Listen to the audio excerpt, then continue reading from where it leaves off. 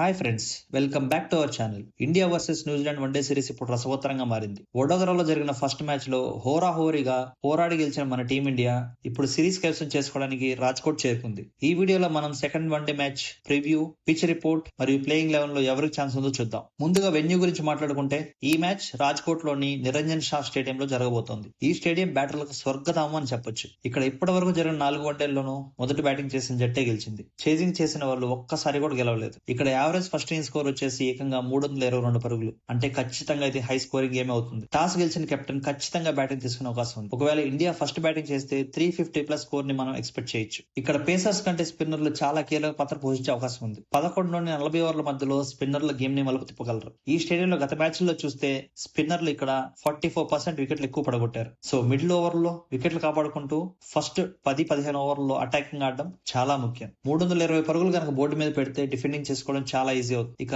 India team news విషయానికి వస్తే ఇండియాకు ఒక బ్యాడ్ న్యూస్ ఉంది. ఆల్రౌండర్ వాషింగ్టన్ సుందర్ గాయం కారణంగా ఈ సిరీస్ మొత్తాన్ని దూరమయ్యాడు. అతని ప్లేస్ లో స్క్వాడ్ లోకి యంగ్ ప్లేయర్ ఆయుష్ బదోని వచ్చాడు. కానీ ప్లేయింగ్ 11 లో సుందర్ ప్లేస్ లో ఆల్రౌండర్ నితీష్ రెడ్డి వచ్చే అవకాశం ఎక్కువగా ఉంది. ఎందుకంటే తన పేస్ బౌలింగ్ ఆప్షన్ కూడా ఇస్తాడు కాబట్టి. బౌలింగ్ లో ప్రసిద్ధి కృష్ణ గత మ్యాచ్ లో వికెట్లు తీసినా కొంచెం ఎక్స్పెన్సివ్ గా ఉన్నాడు. So left arm pacer Harshdeep Singh ఈ మ్యాచ్ లో ఛాన్స్ దొరికే అవకాశం ఎక్కువగా ఉంది. ఇండియా ప్రాబుల్ 11 ఇలా ఉండొచ్చు: Rohit Sharma, Shubman Gill, Virat Kohli, Shreyas Iyer, KL Rahul, Nitish Reddy or Ayush Badoni, Rajkot local boy Ravindra Jadeja, Kuldeep Yadav, Harshit Rana, Harshdeep Singh or Prasidh Krishna, number 11 Mohammed Siraj. ఇక న్యూజిలాండ్ విషయానికి వస్తే వాళ్ళు పెద్దగా మార్పులు చేసే అవకాశం లేదు. ఫస్ట్ మ్యాచ్ లో ఓడిన గట్టి పోటీ ఇచ్చారు. ముఖ్యంగా డెవెన్ కాన్వే మరియు హెన్రీ నికోల్స్ మంచి ఫామ్ లో ఉన్నారు. కెప్టెన్ మళ్ళీ అదే టీమ్ తో బరిలో దిగొచ్చు. సో ఫైనల్ గా చెప్పాలంటే రాజ్కోట్ బ్యాటింగ్ ట్రాక్ మీద మన భారత బ్యాటర్లు చెలరేగిపోతే సిరీస్ మన సొంతం అవడం ఖాయం. రోహిత్ శర్మ నుండి ఒక బిగ్ స్కోర్ ని ఎక్స్పెక్ట్ చేయొచ్చు. నా ప్రిడిక్షన్ ఇండియా ఈ మ్యాచ్ గెలిచి 2-0తో సిరీస్ కైవసం చేసుకుంటుంది. మీరేమనుకుంటున్నారు?